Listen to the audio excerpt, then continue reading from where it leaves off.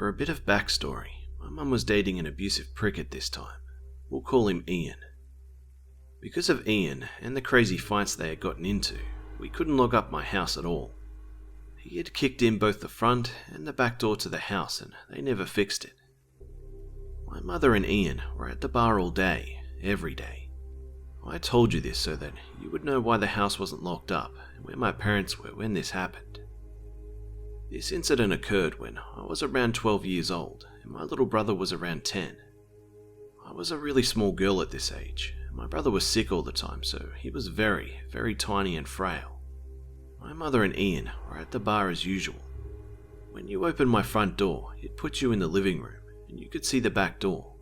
There was a hallway to the right that led back into the bedrooms, and that is where my brother and I were. We were in his bedroom with the door closed, playing something on a PlayStation.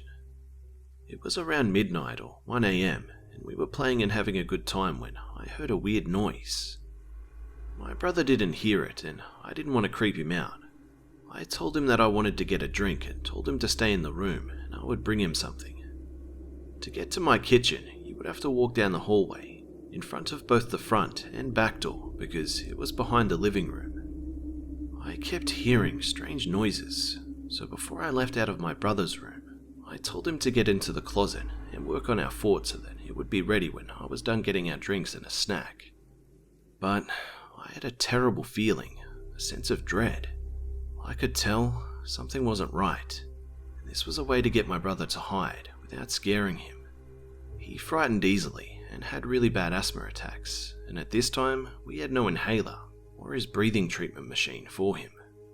I knew if he started having an asthma attack on top of being scared, it wouldn't be pretty. Anyway, I left the back room and decided to see what was going on. I started sneaking up the hallway as slowly and quietly as I could. I was terrified. I could feel that something was wrong. Before I made it to the end of the hallway, I hear a man. It sounded like he was growling. It was a deep, terrifying noise. I can't explain it, but the feeling that washed over me damn near made me puke. So I, of course, freeze. I have no one in this town. I don't know anyone, and my dad is living in a different state. My mum is at the bar, drunk as hell. I was sitting there, trying to gather the courage to see what was around the corner, and going over my options when I hear my brother's door open. He sees me, and the look on my face, and freezes. I remember his eyes going so wide with fear, because he must have heard the growl or whatever it was too. I motion him with my hands to go back into the room, and he does. I finally gathered the courage to peek around the corner, and what I saw still freaks me out to this day. I saw a man, probably around 6'6" and 300 plus pounds, sitting on my couch with a wicked grin on his face. That grin and the look in his eyes will forever be burned into my head. By some stupid luck, the man didn't see me. I slowly, so slowly, snuck back to my brother's room. I slowly shut the door and started going over my options. My little brother was already horrified because of the growling noise the man was making. I am so thankful he wasn't the one who saw what was out there. I mustered my brave big sister face and calmly told him that there was a man that I didn't know on the couch, and he needed to be very quiet, and I needed him to be brave and keep his breathing in check. My little brother adored me and looked up to me, so when I told him that I needed him to be brave, he tried his best. I told him not to move, and he didn't. The first thing I tried was the window, but it wouldn't budge. It was completely stuck. I'm making myself stay calm for my brother's sake, but I know what's sitting out there. So since the window was stuck, I decided to start looking for a weapon. My older brother lived here, and I knew he had swords somewhere. As I'm looking for a weapon, I hear the man sing. I know you're here. Fuck. My stomach knotted up, the hair on the back of my neck raised, and I instantly got a cold sweat. And then I hear it. My little brother had started wheezing. Asthma attack. Fuck. I hugged him, reminded him about being brave, and told him to sit still and focus on his breathing. I started frantically trying to get my window open, but it was stuck. I looked around and started moving blankets when I find my older brother's cell phone that he always forgot. I remember thinking that I was lucky and felt a bit of relief. I immediately called the police and told them what was going on, hysterical at this point, but still remaining quiet. The dispatcher told me to remain on the phone so she could hear what was happening when the man started banging on our bedroom door.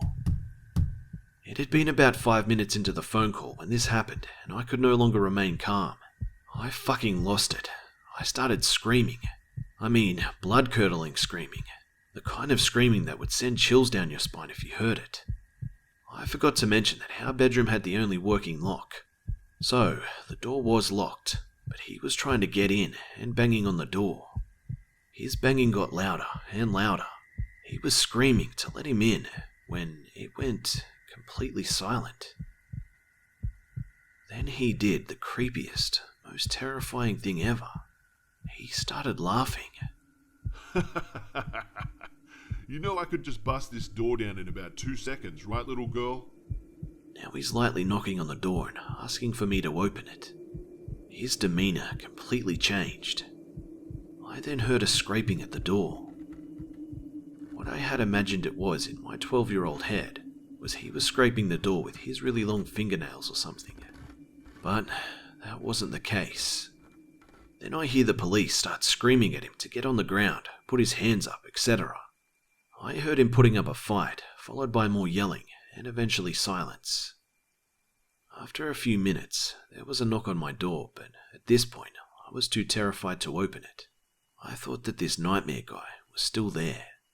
So being in my hysterical state, I started screaming, "No, no, please!" over and over again, sobbing and shaking. I couldn't stay brave for my little brother anymore. I was on the floor holding him this whole time, convinced that we were going to die. Eventually, I calmed myself a bit, and this time a female officer was at the door, so I opened it. There were about 5 cops standing in the hallway, listening to me being hysterical. I refused to let go of my brother at this point, but we both ran to this female officer and just collapsed, sobbing hysterically. We had been so scared. It turns out that this guy was completely wasted and high on drugs. I remember the cops walking me up to him and having me stand in front of him to ask me if I knew this man. I didn't, but I'll never forget standing in front of this huge man, looking into his brown eyes that were completely bloodshot and filled with hatred. I'll never forget that growling noise that he was making, or the look of pure horror in my little brother's eyes. My parents were called and investigated for leaving us alone like that, and for the doors being like that. My mum is a different person now, doesn't drink and is married to a cop. She completely changed. I remember asking her about it later on. She told me something that I didn't know. The man had a huge knife, and that's what he was scraping the door with. And he also had some rope, tape, and a tarp. I still don't know how he didn't get to us, why he didn't just bust the door down to get to us. It would have taken one half-ass kick from him to kick the door down. It was super thin. It still creeps me out and I have had nightmares from it. My husband doesn't understand why I get so furious with him when he leaves the door unlocked at night. I work 3rd shift, so I'll come home and the door will be unlocked. It's infuriating because I then have to go through every room in the house and check the closets and the other places that a person could be hiding in. I have 2 kids, and they will never, ever go through what I did.